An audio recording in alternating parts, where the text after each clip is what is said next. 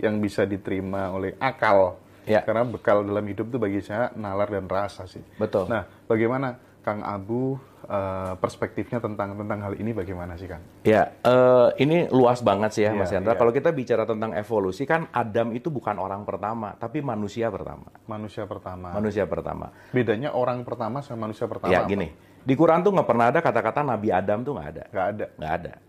Adam itu bukan sosok gitu Mas, Bukan sosok. tapi kesadaran. Kesadaran. Kesadaran. Jadi kalau kita mau bicara konteks Adam, Adam itu adalah penyatuan ruh dengan jasad. Ya kita ini Adam sebenarnya, Oke. yang dikasih hawa nafsu gitu. Itu dulu sederhananya. Oke. Jadi kalau kita bicara masalah proses evolusi, ini perlu waktu lama ya. Iya. Makanya di surat 2 ayat 30 tuh malaikat begitu mau turun komplain. Emang mau nyiptain kayak gini kan dulu udah pernah ada yang kayak gini, tapi bikin kerusakan gitu. Oke. Gitu intinya. Banuljan, Abuljan, Itulah. dan seterusnya. Dan gitu ya. seterusnya gitu. Sehingga bahasa gampangnya gini lah. Adam ini adalah seseorang yang mendapatkan pencerahan, Mas Hendra. Manusia hibrida. Apapun Oke, bentuknya oke, ya, siap. apapun bentuknya, karena ini luas banget ya Oke, dalam oke, perspektif. Cuman saya pengen hanya memudahkan untuk konteks bahwa saya rasa nggak perlu terlalu ribut yang pertama, yang kedua, yang ketiga, karena point of view-nya gini loh Mas. Adam itu seseorang yang memiliki kesadaran. Ketika dia sudah ada Hawa, maka kesadarannya bisa turun. Maka Adam turun itu tuh bukan dari langit nih, jatuh kayak Mr. Bean, itu bukan gitu. Tetapi ketika seseorang turun kesadarannya karena dia mengikuti hawa nafsunya, itulah Adam yang turun ke dunia gitu. Jadi turun itu bukan placement atau tempat. Jadi Adam mendunia gitu loh Mas.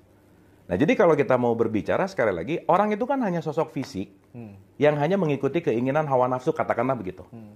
Tapi manusia, dia udah memiliki kesadaran ketuhanan gitu kira-kira. Nah, saya mau menggampangkan gitu aja ya, supaya sederhana dan saya rasa yang paling terpenting adalah apa pemaknaan ini untuk kita sekarang gitu loh. Itu yang paling penting gitu. Nah, jadi Adam itu kalau kita bicara dalam konteks seseorang atau apapun konteks bentuknya orang yang mendapatkan enlightenment gitulah kira-kira Mas. Itu Adam. Makanya nanti salah satu strukturnya dikasih Hawa sebagai keinginan gitu kira-kira. Nah, jadi banyak faktor lah kalau kita mau ngomongin pertama kedua, tapi yang paling sederhana bedain dulu orang pertama sama manusia pertama itu satu. Karena Adam ini adalah manusia pertama gitu. Dan ini kalau dalam tanda petik manusia pertama kan luas gitu Mas Hendra. Karena saya pengen lebih ngambil perspektif tentang oh iya ya, kita ini semua Adam kok sebenarnya.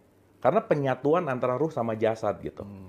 Makanya tugasnya Adam untuk apa sih? Belajar Mas Hendra. Belajar tuh dalam bahasa Arab tadarus. Maka abis Adam itu Idris. Tadarus. Iya. Jadi ini nanti kalau kita bahas 25, itu tuh sebetulnya nggak berbicara masalah sosok, enggak. Oke. Adam yang harus bertadarus, sehingga nanti dia mendapatkan Nuh, nanti dia dapat hudan, petunjuk. Nuh itu apa? Nuh itu keluasan, wawasan gitu Mas. Oke, sip. Gitu. Sehingga nanti dia dapat hudan, jadi hud petunjuk. Oke. Maka akhirnya nanti dia masuk ke dalam konteks critical thinking yang namanya Ibrahim. Gimana ceritanya dia mau bisa mendengarkan namanya Ismail? Sam'a itu kan mau dengar. Dan Ishak itu dia bisa mengayak semua informasi gitu. Gitu Mas. Ini kita perlu satu sesi khusus sih. Iya. Untuk ngomongin 25 ini gitu. Oke. Sampai nanti puncaknya dia dapat welas asih dan bungkus besarnya namanya Muhammad gitu Mas. Gitu intinya. Ini spill aja dulu gitu supaya kita nggak ngelihat itu hanya dalam bentuk historical gitu. Tetapi itu semua terjadi kok sebenarnya. Iya. Makanya cerita di Quran tuh yang paling banyak Musa loh Mas. Iya. Musa tuh critical thinking artinya.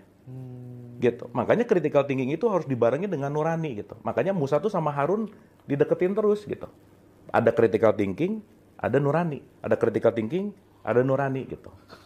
Ini sesuatu hal yang terjadi sebetulnya di sini gitu. Nah, kalau kita bicara contoh, Mas Hendra pernah dengar Musa bisa membelah lautan? Iya.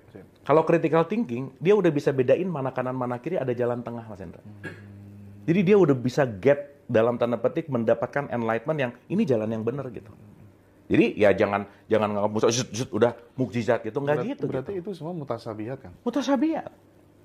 Pernah dengar Yesus berjalan di atas air? Iya. Air itu kan simbol dari pikiran yang beriak. Iya. Seseorang yang udah berjalan di atas pikirannya, pikirannya tidak mengganggu dirinya lagi, pasti welas asihnya keluar. Jadi bukan dia walking di atas air hebat gitu, bukan gitu kan. Kalau yang Yesus